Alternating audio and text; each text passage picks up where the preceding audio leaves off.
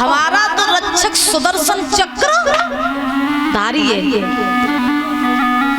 कौरवों ने जो है पांडवों की सारी सेना को मार दिया।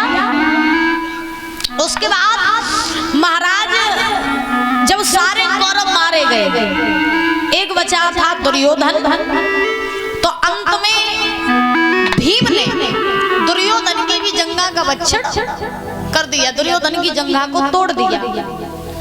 अब जब दुर्योधन की जंघा को तोड़ा भीम ने, तो महाराज ये दुर्योधन जो है आज दीनहीनों की तरह पूरे कुरुक्षेत्र में घूमने लगा। अब उसके जितने भाई थे वो भी मारे गए, अब अकेला दुर्योधन बचा था। तो दीनहीन की तरह कुरुक्षेत्र में महाराज घूमने लगा। अब कोई था ही नहीं उसकी मदद करने के लिए। देखिए दुर्योधन की जंघा भी टूट गई, भाई सब मारे गए, लेकिन महाराज फिर भी अभिमान नहीं गया। वो कहते हैं ना, रस्सी जल गई मगर बल नहीं गया। ऐसा ही कुछ दुर्योधन का हाल था। अब दुर्योधन महाराज पांडवों से बदला लेने की सोच रहा है। देखो सब कुछ खत्म हो गया, फिर भी बदला लेने की सोच रहा है।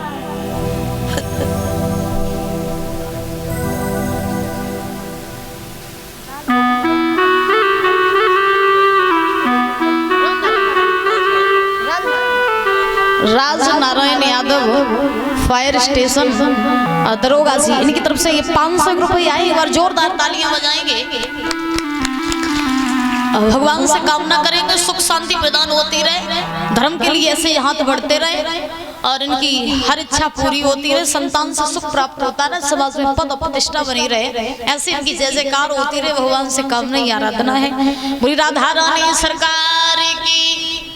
तो महाराज अब दुर्योधन पांडवों से अब बदला लेने की सोच रहा है। तो दुर्योधन के पास में आया अश्वत्थामा, द्रोणाचार्य का पुत्र अश्वत्थामा दुर्योधन के पास में आया और पास में आकर के अब जब दुर्योधन की जंघा को टूटा देखा, तो अश्वत्थामा ने महाराज दुर्योधन से कहा, भैया ये तुम्हारी दशा कैसे हो गई, ये तुम्हारा हाल किसने बनाया?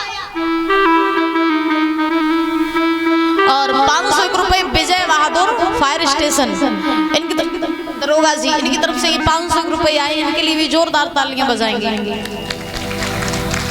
भगवान से कामना करेंगे ऐसे ही आगे बढ़ते रहे और राधा रानी की कृपा हमारे भैया जी के ऊपर बनी रहे, दृष्टि बनी रहे और हमेशा ऐसे ही जय जयकार होती रहे। भगवान से कामना ही आकांक्षा है। तो महाराज दुर्योधन ने अश्वत्थामा से कहा, भैया अगर तुम जानना चाह रहे हो ना कि हमारी ये दशा किसने बनाई, तो मेरी ये दशा जो है वो पांडवों ने बनाई और हम पांडवों से अपने इसी दशा का बदला लेना चाहते हैं, लेकिन मेरे पास कोई ऐसा है भी नहीं जिससे जो मेरा बदला ले सके। तो अश्वत्थामा ने कहा कि भैया तुम बताओ मैं क्या कर सकता हूँ तुम्हारे लिए। अब दुर्योधन ने सोचा कि भाई भैयू है नहीं और कोई हमें सारा दिखाई देता नहीं है, तो अश्वत्थामा को ही हम अपना टारगेट बना ले, इससे ही हम अपना काम करवाएंगे। तो महाराज दुर्योधन ने अश्वत्थामा से कहा कि अश्वत्थामा मेरी एक बात है तुमसे कुछ कहना चाहते हैं। अश्वत्थामा ने कहा बोलो। तो दुर्योधन ने कहा हम तुमसे ये कहना चाहते हैं कि तुम अगर मेरो बदला पांडवन से ले लियो और तुम पांडवन के शीश काट के और मेरी झोली में डाल दियो, तो हम तुम्हें हस्तिनापुर को आदो शासन दे दिए। क्या कहा कि अगर पांडवों के शीश काट के तुम मेरे पास ले आओगे अश्वत्थामा, तो हम हस्तिनापुर का आधा शासन तुमको दे देंगे। अब अश्वत्थामा सोचने लगो, बाजीवा आदो राज हमें मिले जाते, बढ़िया खुशी की बात काम आए ना। इंसान सबसे बुरी चीज क्या होती है? लालच है। इंसान को ले डूबता है तो लालच। और आज के जमाने में कह दो 50,000 रुपया दिए, जाओ फलाने सिंह को मर्डर कर आओ, तो बिना सोचे समझे मर्डर करके आ जाइए, फिर जा नहीं परवा कि फिर बाद में जेल में चक्की पे सौंप पड़ी है। सो नहीं सोची पैसा के चक्कर में मर्डर करके भागे महाराज। इंसान लालच के ही पीछे तो बर्बाद बैठा है। हाँ, तो आज अश्वत्थामा से दुर्योधन ने कहा कि हम तुम्हें अपना आधा शासन दे देंगे, हस्तिनापुर का राज्य दे देंगे, तुम पांडवों का शीश काट के मेरे पास ले आओ। अश्वत्थामा ने कहा ठीक, चिंता ना करो, हम ये काम कर देंगे। तो जब ये बात कही, लेकिन भगवान कन्हैया जो थे वो तो पांडवों की तरफ थे। तो भगवान ने ध्यान धर के देखा, भगवान सोचने लगे कि भीम ने दुर्योधन की जंगा को तोड़ा है, तो ये दुर्योधन है जो शांत बैठने वालों में से नहीं है, ये कुछ ना कुछ उपाय जरूर करेगा पांडवों को मारने के लिए। दादा, तो भगवान ने ध्यान धर के देखा, तो क्या देखा कि दुर्योधन ने अश्वत्थामा से कहा कि तुम पांडवों के शीश काट के ले आओ, आधा शासन हम दे देंगे। भगवान समझ गए अगर अश्वत्थामा आ गया और पांडवों को पा लिया तो पक्का शीश काट के ले जाएगा, पांडव मारे जाएंगे, जीती हुई बाजी भी यहाँ से निकल जाएगी। तो भगवान ने रात ही रात पांडवों को महाराज वहां से उठा लिया, जहां वो रहते थे डेरों में से उठा लिया, दूसरी जगह पहुंचा दिया। द्रौपदी के 5 पुत्र थे, वो 5 डेरे में सो रहे थे, सर को ढके थे, महाराज लेटे हुए सो रहे थे।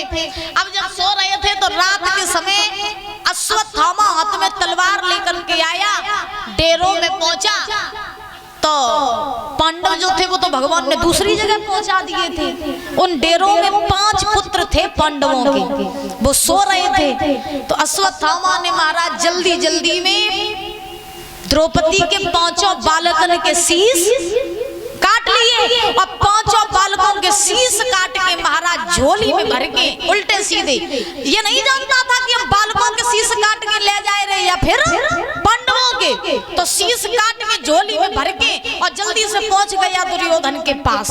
अब झोली बंधी हुई थी, दुर्योधन ने देखा कि अश्वत्थामा शीश काट के ले आया, तो महाराज क्या हुआ कि दुर्योधन को बहुत खुशी हुई, बहुत खुशी।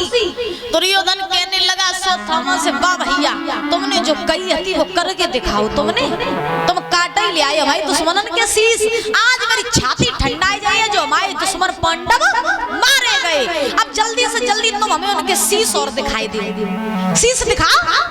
तो जैसे ही अश्वत्थामा ने वो झोली खोली, शीश निकली, तो झोली में पांडवन के शीश तो एक हते, द्रौपदी के बालकन के शीश रहे। तो जैसे ही दुर्योधन ने वो द्रौपदी के बालकों के शीश देखे, इतना कष्ट हुआ, इतना कष्ट हुआ।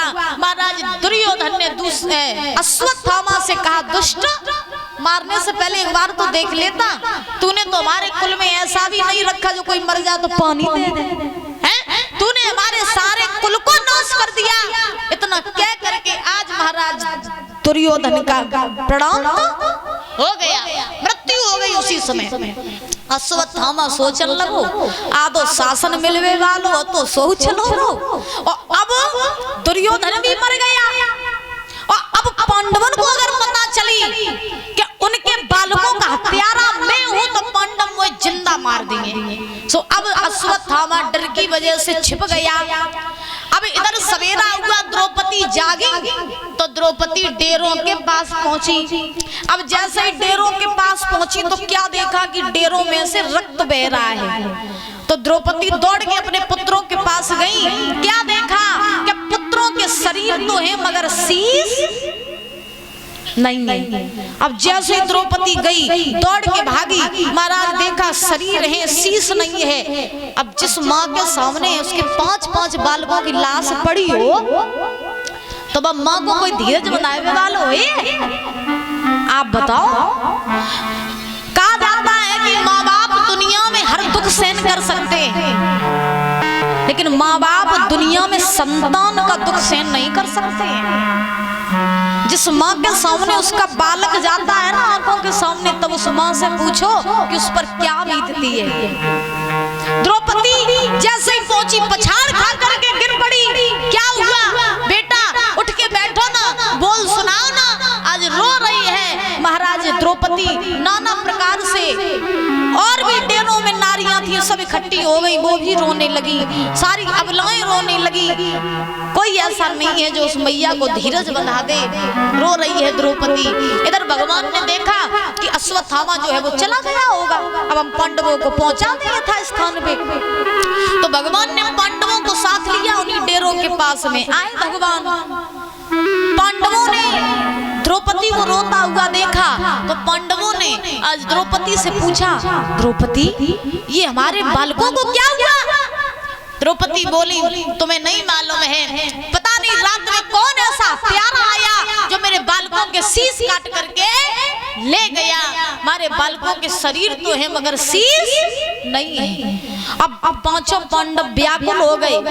तो पांडवों ने भगवान से कहा, कन्हैया ध्यान करके देखो कि हमारे बालकों का हत्यारा कौन है। तो भगवान ने पांडवों को सारी बात बताई कि तुम्हारे बालकों का हत्यारा गुरु द्रोणाचार्य का पुत्र अश्वत्थामा है। उस अश्वत्थामा ने दुर्योधन के कहने पर तुम्हारे बालकों के शीश काटे। काटने तो वो तुम्हारे शीश आया था, लेकिन धोखे से वो तुम्हारे बालकों के शीश काट के ले गया।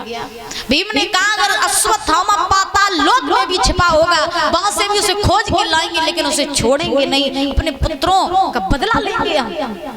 अश्वत्थामा को खोज करके महाराज ढूंढ करके ले आए पांचों पांडव। अब जैसे ही पांचों पांडव ढूंढ करके ले आए हैं तो पांडवों ने कहा, इसे सजा हम नहीं देंगे, इसे सजा द्रौपदी देगी। तो द्रौपदी के सामने उसके चरणों में अश्वत्थामा को डाल दिया गया। अश्वत्थामा था जाति से ब्राह्मण, याद रखना, अश्वत्थामा जाति से था ब्राह्मण। जैसे ही द्रौपदी के सामने डाला है तो पांडव बोले कि मार दिया जाए या छोड़ दिया जाए, और बोले तेरे साथ कैसा किया जाए।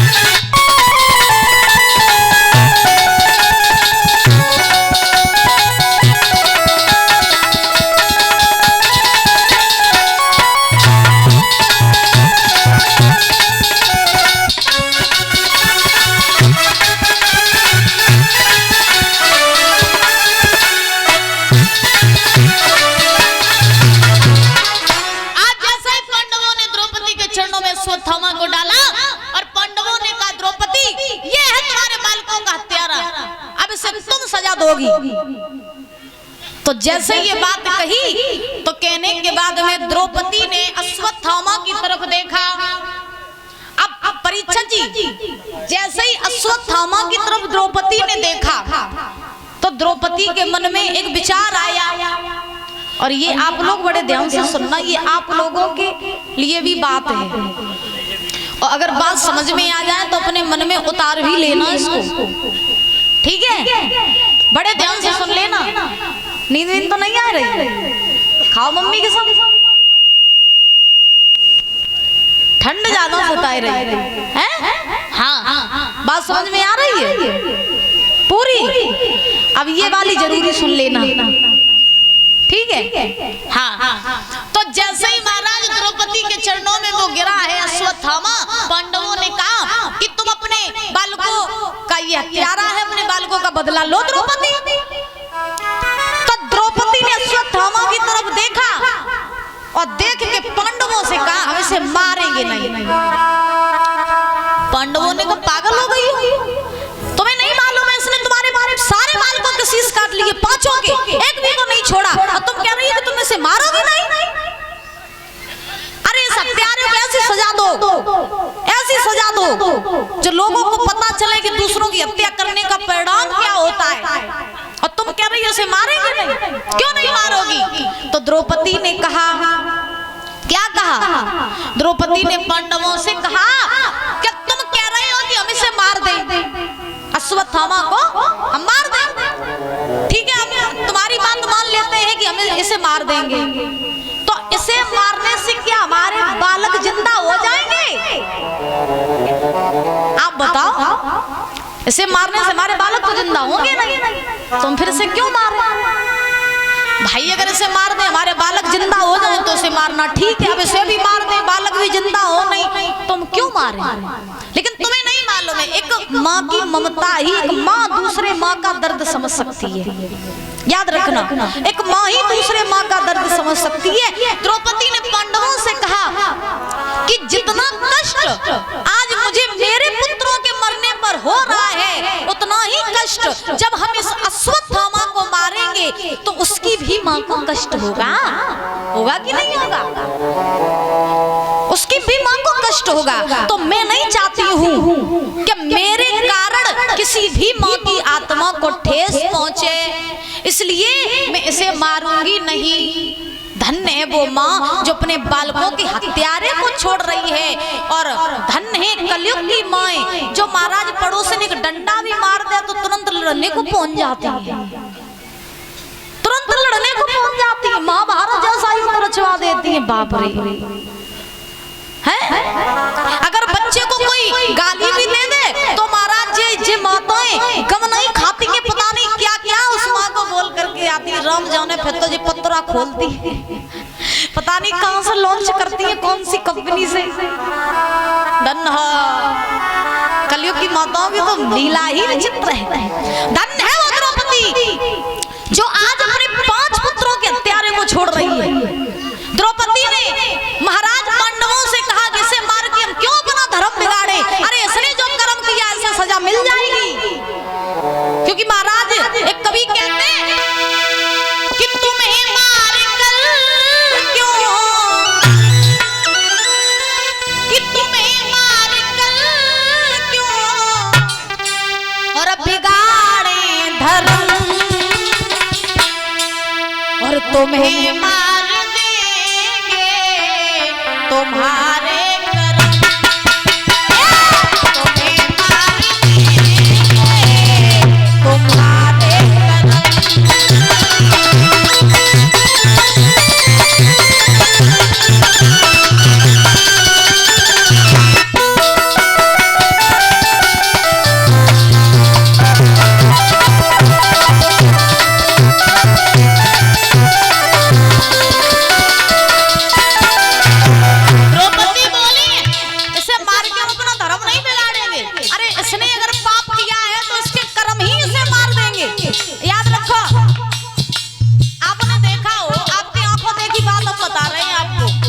हम नहीं कह रहे, आपने खुद देखा होगा दादा, जो व्यक्ति पापी होता है, जो पाप करता है, जवानी पे गलत दृष्टि से पराई नारियों को देखता, पराई बहन बेटियों को देखता है, जवानी में तो वो खुश रहता है। जब मरने का समय आता है ना, फिर देखो वो हारी बीमारी से कैसे मरता है। तब लोग कहते हैं कि भैया बहुत बड़ा पापी हो, तो जगह पाप निकल रहे। कहते हो ना बहुत बड़ा पापी हो, तो देखो जगह पाप निकल रहे। इंसान के कर्म से यही देखने को मिलते हैं। याद रखना, जैसा बोगे वैसा पाओगे। सीधी लिखा